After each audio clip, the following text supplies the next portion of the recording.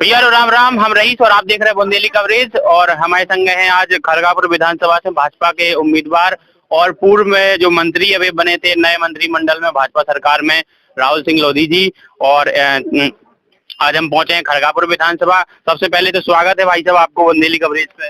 जी जी, बहुत बहुत धन्यवाद और सभी दर्शकों को बहुत बहुत नमस्कार। का है भाई साहब, ये बार का स्थिति चल रही है, किन मुद्दन खा लेके आप विधानसभा को भ्रमण कर रहे हैं, का प्रचार प्रसार कैसे चल रहा है? स्थिति तो बहुत अच्छी चल रही है और अपने जो भारतीय जनता पार्टी की जो लक्ष्य है 150 सीटों का पूरा मध्य प्रदेश में जीतने का, मेरे को लगता है कि लक्ष्य से ऊपर बढ़ेगी पार्टी और क्लियर मेजोरिटी से सरकार बनेगी भारतीय जनता पार्टी की। खड़गापुर की जहां तक विधानसभा की बात करें, बुंदेलखंड की बात करें, तो बुंदेलखंड पहले बहुत पिछड़ा हुआ क्षेत्र था, लेकिन भारतीय जनता पार्टी की लगातार सरकार है, लगातार यहाँ विकास के काम हो रहे हैं। अपने सुजारा बांध के आने से पूरे क्षेत्रवासियों को बहुत पानी का लाभ हुआ। ऐसे ऐसे क्षेत्र जहाँ कभी खेती नहीं होती थी, पथरीले इलाके थे, उन सब इलाकों में अभी खेती हो रही। और केन बेतवा प्रोजेक्ट आने के बाद तो यहाँ तो पंजाब हरियाणा भी फेल हो जाएगा, पूरे क्षेत्र में पानी की अच्छी नहरें हो जाएंगी, सिंचाई की अच्छी व्यवस्था हो गई है। मैं चुनाव लड़ा उसके पहले हम लोगों ने यहाँ पूरे अपनी विधानसभा में बहुत मांग थी कि महाबाना एक्सप्रेस यहाँ अपने खड़गापुर में नहीं रुकती थी, खड़गापुर में बिना रुके चली जाती थी। तो उसमें सबसे पहले मांग थी क्षेत्रवासियों की कि अपने खड़गापुर में स्टेशन बना है तो कम से कम रुकनी चाहिए, पहली ट्रेन थी महाबाना। तो फिर हम लोगों ने प्रयास किया, चुनाव जीतने के 3 महीने के अंदर खड़गापुर में महाबाना रुकने लगी। फिर बहुत बड़ी मांग थी कि बल्देवगढ़ का बाईपास बन जाए, तो बल्देवगढ़ में बाईपास बन गया, फिर बनना शुरू हो गया। फिर एक बहुत बड़ी मांग थी कि जब अपना कोविड का समय था, जब लोग बीमार हो रहे थे, तो बहुत सारे मरीज जो है वो मऊरानीपुर, कहीं अपने छतरपुर, तो कोई झांसी, बहुत जगह जाना पड़ता था उनको। फिर मैंने सीएम साहब से निवेदन किया था वीसी में उसी समय, तो उन्होंने तत्काल यहाँ पे खड़गापुर विधानसभा में, खड़गापुर नगर में एक अस्पताल, बहुत बड़ा 9.5 करोड़ का अस्पताल बन रहा है वहां पर। और खड़गापुर में ही और विकास के बहुत सारे काम, रेलवे स्टेशन की रोड बहुत खराब थी, वो भी रोड बनाए हम। बस स्टैंड का काम था, बस स्टैंड का काम लग गया, बहुत सारे विकास। अभी हाल में भाजपा की जो सूची हती वह फिर से जारी हो गई है। टीकमगढ़ विधानसभा की बात करें तो टीकमगढ़ विधानसभा से जो पूर्व में विधायक रहे राकेश गिरी, इन्हीं को टिकट मिला। प्रदीपपुर में शिशुपाल यादव को और अनिल जैन नेवाड़ी से, और बाकी अन्य जगह पे लगभग वही 2018 के प्रत्याशियों को भाजपा ने मैदान में उतारा है। इस पर आपका क्या कहना है? पहले तो मेरे को अभी सूची देखी नहीं हमने, अभी कार्यक्रम में थे, तो अभी आप ही ने बताया कि ऐसा हो गया है। तो जिनको जो प्रत्याशी घोषित हो गए हैं भारतीय जनता पार्टी से, उन सभी लोगों को बहुत बहुत बधाई, और पूरे दम से भारतीय चुनाव लड़े और भारतीय जनता पार्टी से जीते, और सबको बहुत बहुत बधाई देता हूं मैं। आप मंत्री बने और तमाम जो है अपने मध्य प्रदेश को भ्रमण करो, और एक बुंदेलखंड क्षेत्र जो हमेशा से एक सूखाग्रस्त, अभाव, पलायन की दृष्टि से देखो जाता है, आपकी सरकार बनने के बाद, आपकी मंत्री बनने के बाद का विजन रहो बुंदेलखंड के लाने? ऐसे पलायन एक सबसे बड़ा मुद्दा है हमारे हिसाब से, तो बेरोजगारी और पलायन, इनके लाने सरकार को उद्योग धंधे या को कारखाने, फैक्ट्री जैसे माइंस वगैरह की कचू, तो ई के लाने सरकार और आपको विजन का है बुंदेलखंड के लाने? अभी देखिए, रामराजा सरकार के आशीर्वाद से मंत्री पद मिला और कुछ ही समय मिला, तो उस समय में कोई नई योजना बन नहीं सकती थी। पुराने जो काम पेंडिंग थे वो सारे काम उस समय कराए हमने जल्दी जल्दी। और इस बार हमने चुनाव में बोला है कि पूरी अपने खड़गापुर विधानसभा में 3 चीजें बोली हमने। पहला हमने बोला है कि हमारे सुजारा बांध बनने के बाद 20 पंचायतें हैं जो पानी से वंचित रहेगी, क्योंकि वो पाइपलाइन के द्वारा पानी पहुंचाने का काम मध्य प्रदेश में पहली बार हुआ था, एक्सपेरिमेंट था वो। तो वो जहाँ ऊंचे क्षेत्र थे वहाँ पाइपलाइन से पानी नहीं जा पाया, तो 20 गांव में पानी लाना है हमको। उसके बाद ग्वाल सागर तालाब है, वो भर नहीं पाता, और तो ग्वाल सागर तालाब को भरने के लिए सुजारा के पानी को लिफ्ट करा के ग्वाल सागर में लाना है किसी भी तरीके से, ताकि जितने चंदेल कालीन तालाब है वो भर जाए। अपने यहाँ फुटेर का तालाब नहीं भर पाता है, तो फुटेर का तालाब भर जाए। सारे तालाब इंटरकनेक्टेड हैं ज्यादातर, तो वो तालाब भर जाए। तीसरा है कि जो अपने पलायन होता है बुंदेलखंड से, वो पलायन ना हो। एक बड़ी फैक्ट्री जिसमें 2-2.5 हजार लोग काम कर सके, वैसी बड़ी फैक्ट्री लगाएं, ताकि यहाँ से पलायन ना हो। जो लोग अपने रोजगार के लिए बाहर जाते हैं, 6-6 महीने बाहर रहते हैं, भले पैसे ज्यादा कमा ले, लेकिन यहाँ पे नौकरी करेंगे तो यहाँ रहेंगे, शाम को घर जाएंगे, अपनी माँ बाप की सेवा करेंगे, भले पैसे कम मिले, लेकिन यहीं रहेंगे, यहीं रोजगार मिलेगा, यहीं कमाएंगे, यहीं खर्च होगा। तो उनका विकास होगा, बच्चों का, परिवार का विकास होगा। अब उनके जो ऐसे मजदूर हैं जो रोजगार के लिए बाहर जाते हैं, उन सब के विकास के लिए हमने बच्चों की शिक्षा के लिए, पढ़ाई के लिए यहाँ पे सीएम राइस स्कूल हो गया है। अब गांव-गांव में बसों के माध्यम से, जहां मैं खड़ा हूँ, ये भी यहाँ भी बसों के माध्यम से गांव-गांव से बच्चे जाएंगे, सीएम राइस स्कूल में पढ़ेंगे। 35 करोड़ की लागत से सीएम राइस स्कूल बनना है खरगापुर में। तो शिक्षा के क्षेत्र में, चिकित्सा के क्षेत्र में बिजली 24 घंटे आ ही रही है। जगह जगह पहले गांव में 2-2 4-4 डीपीआई होती थी, अब 30-40 डीपीआई के गांव में लगी हुई हैं। तो बिजली के क्षेत्र में हर जगह विकास के काम हो रहे हैं।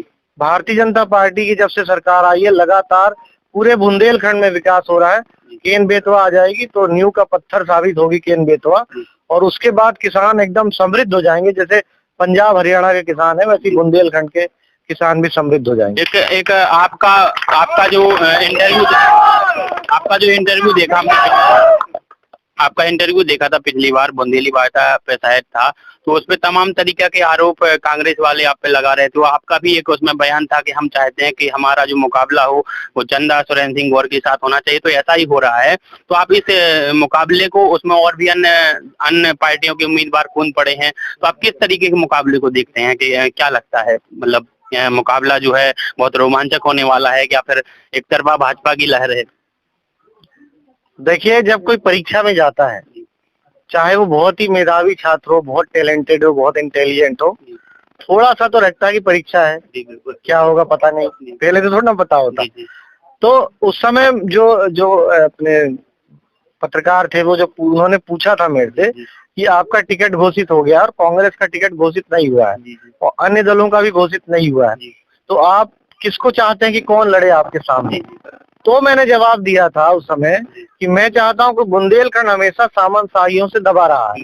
लोग यहाँ बहुत दबाव में रहे हैं, लोग अपना मतलब खुल के कुछ काम नहीं कर पाते थे, बहुत दबाव था पूरे क्षेत्र में। तो मैं चाहता हूँ, मैंने उस समय बोला था कि मैं चाहता हूँ कि जिन लोगों का दबाव था, उन लोगों के खिलाफ ही वोटिंग करके उनका दबाव आम आदमी के हाथ से खत्म हो, तब उनका डर खत्म हो जाएगा आम आदमी का।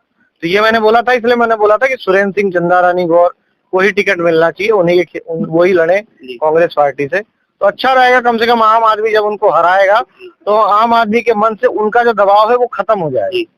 तो उस समय ये बात हुई थी। और अब जैसा भी चुनाव होगा वो रोमांचक हो, चाहे जैसा हो, चुनाव तो चुनाव है, परीक्षा तो परीक्षा है। सब लोग मेहनत कर रहे हैं और अब पूरा लक्ष्य है कि भारतीय जनता पार्टी यहाँ से ज्यादा वोट से जीते, क्योंकि भारतीय जनता पार्टी ने तो अपने नए जो युवा हैं उन सबकी मांग थी कि भैया जब जीतेंगे दोबारा तो मंत्री बनेंगे। सब लोग मांग, पहली बार में मंत्री बन गए आप, तो पहली बार में इतना सब कुछ, उन लोग की मांग हमारे वरिष्ठ जनों ने भारतीय जनता पार्टी के शीर्ष नेतृत्व में पहले पूरी कर दी। जी बिल्कुल। तो सब लोगों में बहुत उत्साह है, बहुत उमंग है। अब वो चाहते हैं, पिछली बार जब 14,000 से जीते थे तो इस बार 28,000 से जीते, ज्यादा वोट से,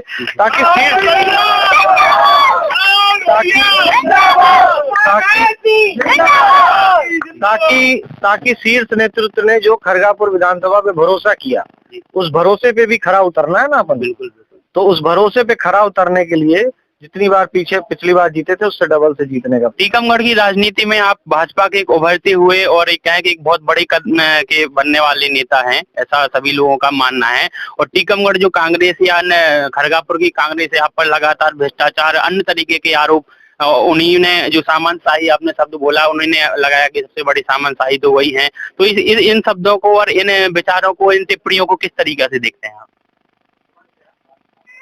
मेरे ऊपर अगर आरोप लगाए हैं उन लोगों ने, क्या कांग्रेस के पास कोई आरोप है नहीं, मतलब प्रूफ नहीं है किसी चीज का। कांग्रेस क्या हवा में बात करती, अभी तक मैंने देखा पिछले समय से भी, अगर ठीक से बात करते तो कहीं के कहीं होते आज लोग, लेकिन कांग्रेस हवा में बात करती है। अब कांग्रेस बोली भ्रष्टाचार फैल रहा, भ्रष्टाचार का कोई आधार नहीं है, कुछ ले उनको पास कोई प्रूफ नहीं है।